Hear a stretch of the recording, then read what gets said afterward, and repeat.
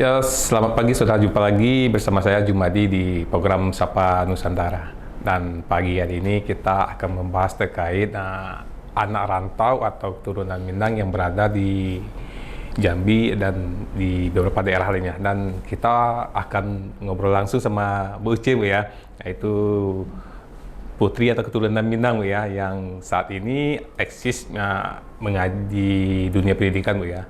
Dan kita langsung ngobrol aja. Bu, boleh aja sih Bu, gimana sih Bu awal datang ke Jambi itu sih gimana sih? Boleh cerita nggak? Baik, terima kasih Mas. Sejarahnya saya itu lahir dan besar di Jambi, tapi dengan kedua orang tua yang memang kedua-duanya itu adalah asli dari Minangkabau. Salah satunya yaitu di daerah Padang Panjang, di salah satu di kota di Sumatera Barat. Nah, jadi awalnya itu kenapa saya orang tua itu merantau ke Jambi tahun 1981, kemudian lahir saya tahun 1982 di Jambi. Tetapi walaupun saya lahir besar di Jambi, jadi Mas, didikan juga, didikan dari orang tua juga selalu memberikan adat istiadat Minangkabau itu selalu disampaikan lah, Bu ya. Disampaikan. Artinya misalnya bagaimana kita sopan santun ke orang tua, caranya menghormati orang tua, berbicara sama orang tua, sama teman, sama adik, gimana caranya, itu selalu diberikan gitu. Tata krama ngobrol sama antara yang lebih tua, muda, kecil, Bu ya. Hasilnya ya kebiasaan-kebiasaan yang rutin atau yang dilakukan oleh orang-orang tua kita di Padang Minang, Bu ya. Nah, terus Bu, apa aja sih selain itu yang diajar, Bu? Apakah nilai budaya terkait adat atau ada nggak, Bu, sedikit banyak sih yang diajari dan belajar sendiri juga gimana itu, Bu? Karena kita di rantau itu, kalau di Lampung kan banyak itu yang ilmu-ilmu yang kita dapat di sekitar, itu boleh dijelasin, Bu? Kalau misalnya itu tetap juga artinya misalnya kalau ada permasalahan itu dimusyawarahkan, selalu diajarkan kalau misalnya ada masalah harus ngomong gitu sama orang tua. Kemudian nanti juga kalau misalnya tata cara kita di Minangkabau itu misalnya dari kan kita matrilineal ya, jadi ya keturunan dari ibu, bagaimana sih silsilahnya apanya selalu diajarkan di sana. Jadi untuk memperkuatnya mungkin saya setelah tamat SMF itu Sekolah Menengah Farmasi, saya melanjutkan studi di Kota Padang, Mas. Jadi di sana juga untuk memperdalam ilmu budaya yang ada di Sumatera Barat Minangkabau.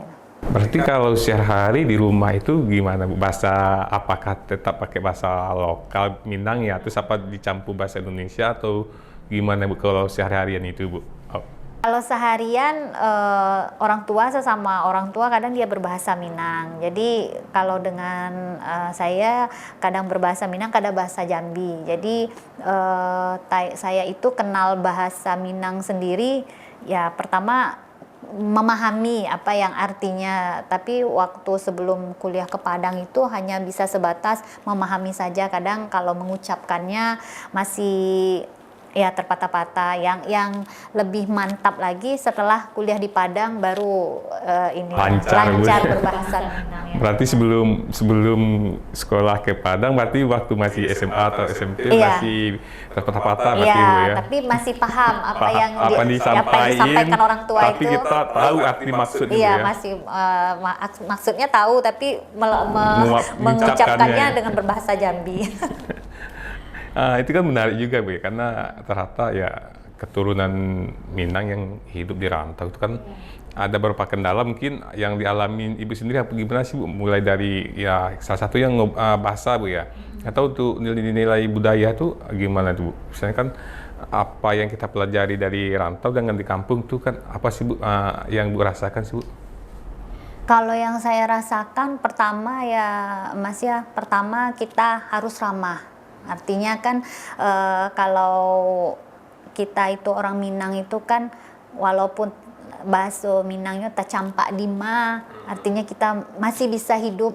Salah satunya artinya kita bisa silaturahmi dengan menjadikan orang yang baru itu sebagai keluarga kita gitu. Artinya jadi kan kalau saya rasakan pertama didikan orang tua, dia memberikan saya kepercayaan untuk kita bisa mandiri, karena orang Minang itu kan selalu, artinya kalau keluar itu kan suka merantau Mas ya, jadi kemanapun dia mandiri dan dia harus mencari, kalau istilahnya ibu angkat. Nah, disitulah yang saya pegang saat saya mau keluar dari Jambi untuk mencari ilmu di Kota Padang. Jadi pertama yang saya cari itu adalah yang keluarga yang kita anggap kita kan tidak ada. Jadi salah satunya itu ibu kos yang tempat saya tinggal itu yang kita jadikan sebagai orang tua angkat kita, dimana pada saat itu saya tidak kenal siapa ibunya ataupun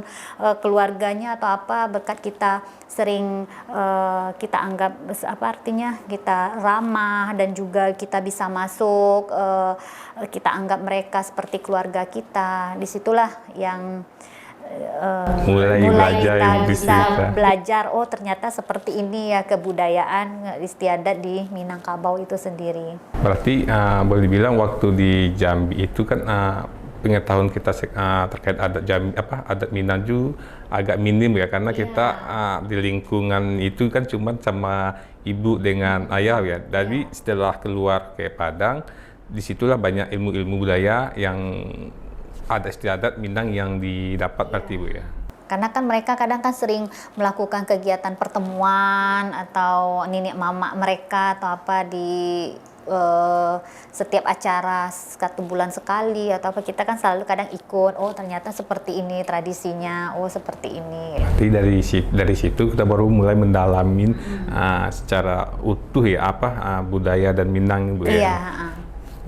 Mungkin selain ngobrol-ngobrol itu sih, gimana lagi sih Bu untuk menggali-gali ilmu budaya atau adat itu di Padang sendiri sih Bu? Kalau di budaya Minang sendiri, kadang ya kita sesama teman. Nah, dari teman juga kita bisa juga mendapat ilmu. Kadang-kadang teman-teman itu kan bermacam-macam ya. Jadi di Sumatera Barat itu kan tidak hanya Padang Panjang saja. Mungkin ada yang daerah Bukit Tingginya, daerah Payakumbuhnya, daerah itunya. Jadi dari keadaan adat istiadat mereka juga kita bisa belajar. Jadi banyak tanya, kemudian kadang diajaknya ke acara-acara mereka gitu. Bu, tapi ini perbincangan cukup menarik ya terkait budaya Minang, khususnya anak rantau yang tinggal di kampung orang. Tapi ditahan dulu Bu ya, akan kita lanjut setelah jeda berikut.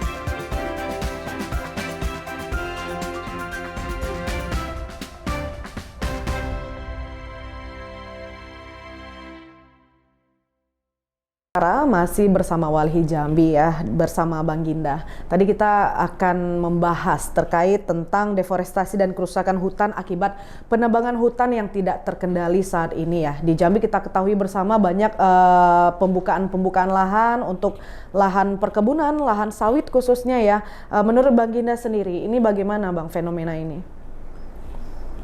Sorry Mbak, tadi Mbak. Itu Bang, terkait bagaimana deforestasi dan kalau sepengetahuan saya untuk di kampus sendiri itu memang sih banyak sih yang dosen-dosen yang berasal dari Minangkabau, artinya dari Sumatera Barat. Tapi saya sendiri sih mereka memang ada yang membentuk suatu persatuan atau perkumpulan Tapi saya masih belum bergabung, tapi mudah-mudahan nanti saya akan telusuri dan ikut bergabung ke sana. Walhi Jambi melihat memang deforestasi ini menjadi salah satu faktor utama dalam terjadinya potensi banjir dan tanah longsor gitu, Mbak ya. Seperti yang saya sampaikan tadi juga bahwa hutan ini spons tadi ya, yang menyerap air itu. Kalau untuk pertama kali ke Minangkabau itu sih kendalanya sih ya pertama kan yang kita apakan kan jauh dari orang tua ya, tapi itu pun tidak membutuhkan waktu yang lama, kita merasa sendiri itu tadi Mas, kita karena orang tua sudah titipkan sama ibu kos yang memang saat itu udah menyerahkan kita, yang dia udah dianggap seperti anak sendiri atau apa ya, lambat laun ya udah terbiasa, jadi tidak ada memiliki kendala baik dari segi bahasa ya. Kalau misalnya bahasa pertama-tama ya agak canggung, tapi sudah sering berinteraksi ya akhirnya lancar. Kemudian dari segi makanan ya cocok-cocok aja, karena kan kita juga di keseharian sendiri di rumah sendiri orang tua selalu masak masakan Minang, jadi tidak ada khas Minang, jadi tidak ada perbedaan, cocok lah. Secara iklim sendiri tidak ada untuk Jambi, kendala. Ya, perubahan iklim tentunya juga memperburuk kondisi saat ini gitu ya. Yang mana seharusnya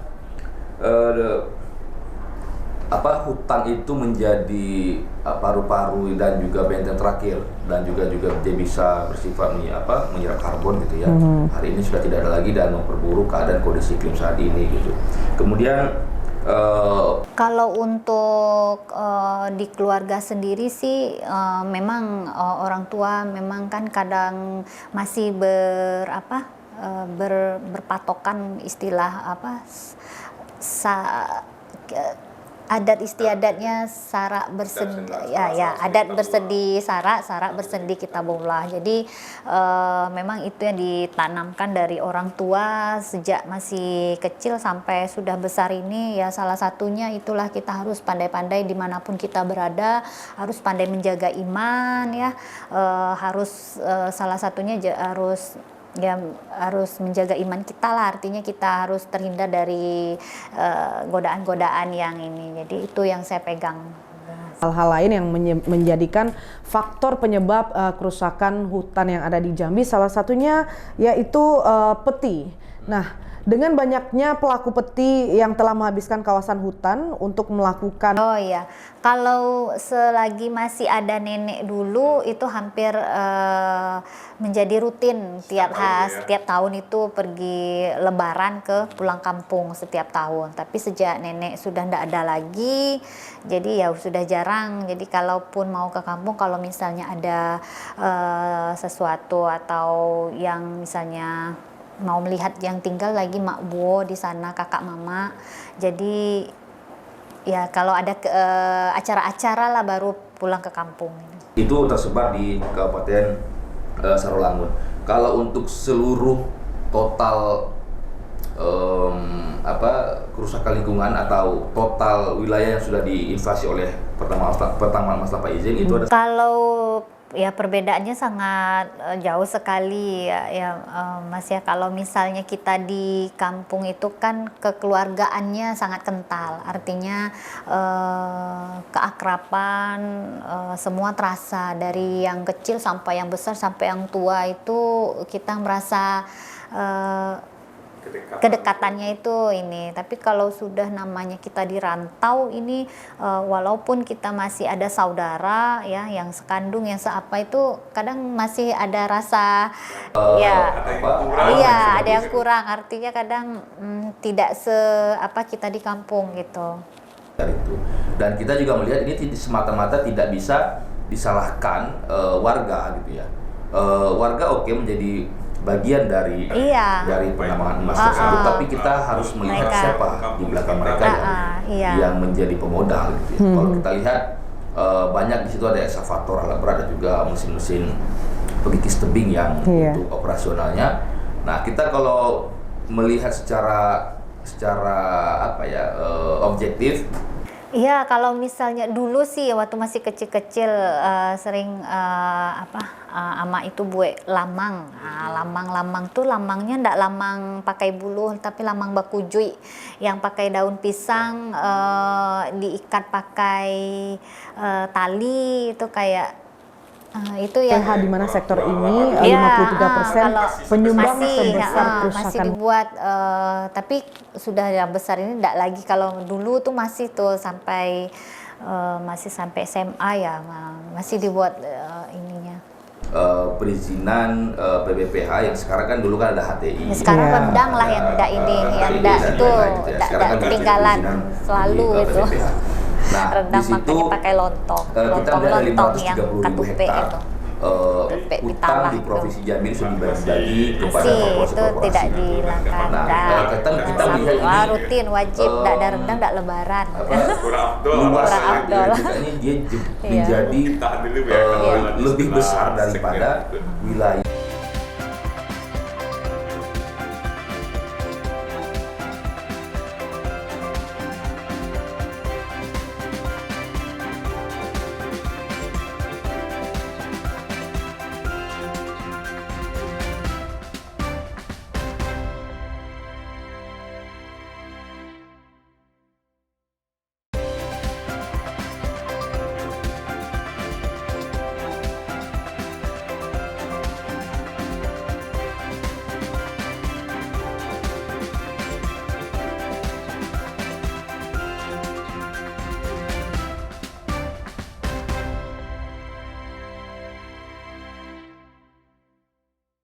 Sama saat ini bencana alam tengah terjadi khususnya di Sumatera. Bahkan Jambi pun terdampak bencana alam saat ini, yaitu disebabkan kurangnya kawasan hutan yang ada di Jambi.